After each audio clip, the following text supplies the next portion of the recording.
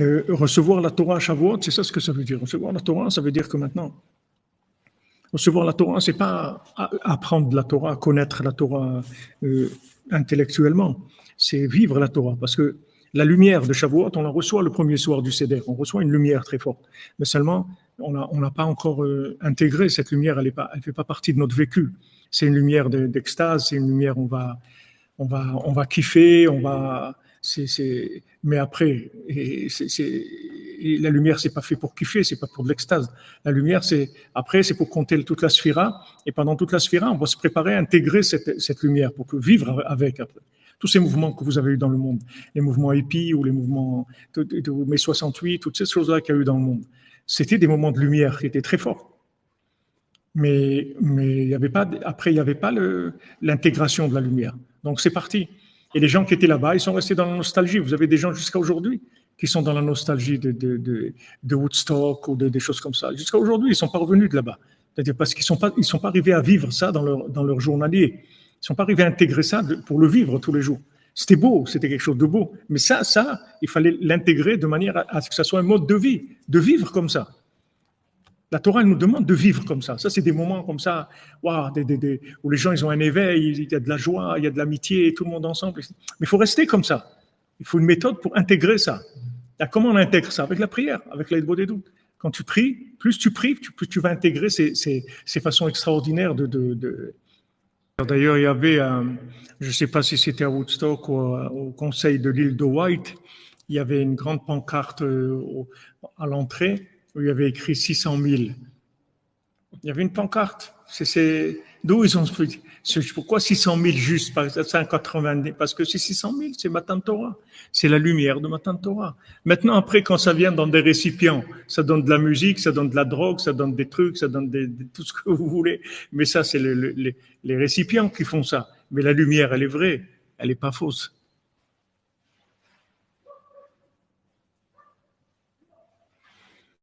Rabbeinu, comment on voit que les Breslevers qui font Hitbo des doutes tous les jours, ils ressentent des choses, ils deviennent serviables, ils deviennent sensibles aux besoins de l'autre.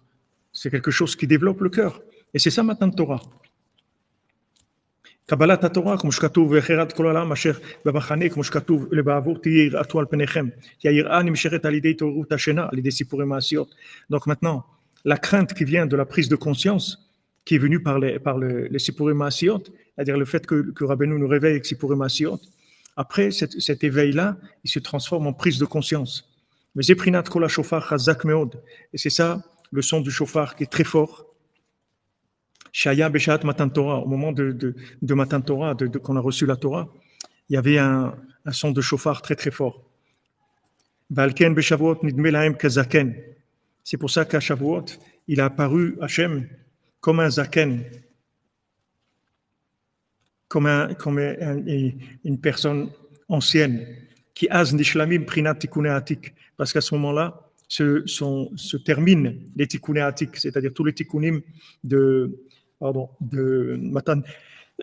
Matan Torah par les Sipurim Maasiot. Parce qu'une fois qu'on a transformé le Sipurim Maasiot en Zekana Chochma, c'est-à-dire qu'on est parfait, on a passé l'éveil, et que cet éveil, ça n'a pas été, comme je vous ai dit tout à l'heure, un éveil d'un idéal à un moment, que ça donnait du hippisme ou n'importe quoi, que cet éveil-là, ça a donné Zaken, c'est-à-dire ça a donné Zekana Chochma, ça a donné une sagesse de vie. Chez Nishlam, Alédé Sipurim Maasiot, qui a été complété par les Sipurim Maasiot, par les Konshem, Itoriru Tashena, qui sont l'éveil du sommeil. Bien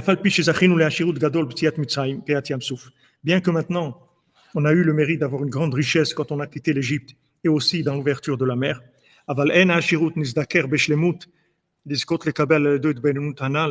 mais cette richesse-là, elle ne s'est pas purifiée de façon parfaite pour arriver à la bina, à la idbonenut, à la bina, c'est-à-dire à la déduction, chez Prinat Kabbalat Torah, qui est de recevoir la Torah, qui m'a aidé même tête yimé sphira, que par les 49 jours de la Sphira. Que ces 49 jours de la Sphira, on se réveille du sommeil. Qui est l'éveil de la Tchouva, la prise de conscience, comme on voit ça matériellement. Comment il y a un éveil extraordinaire au moment où on compte le Homer. Et avec ça, ça amène une grande crainte au moment où on va recevoir la Torah.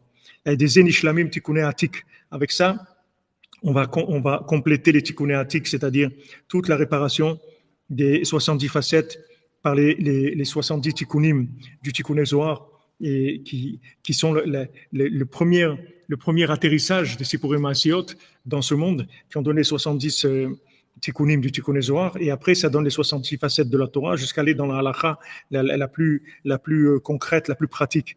Le prinat de Shavuot nidme lahem kezaken, comme c'est écrit qu'à Shavuot, Hachem il aura apparu comme un ancien. Qu'avec ça va réparer la grande richesse qu'on a reçue au moment de la sortie d'Égypte. À ce moment-là, on va pouvoir recevoir, grâce à cette richesse-là, on va pouvoir recevoir de la bina, c'est-à-dire de la déduction, qui est recevoir la Torah. Alors c'est toujours la même chose, c'est-à-dire que maintenant, la richesse, c'est un grand pouvoir.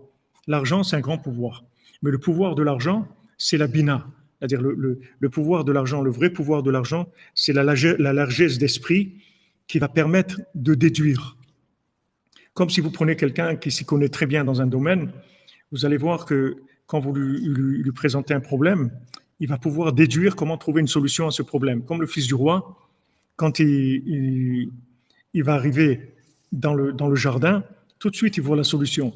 Et pourtant les gens ils passaient tous les jours devant cette statuette-là du roi.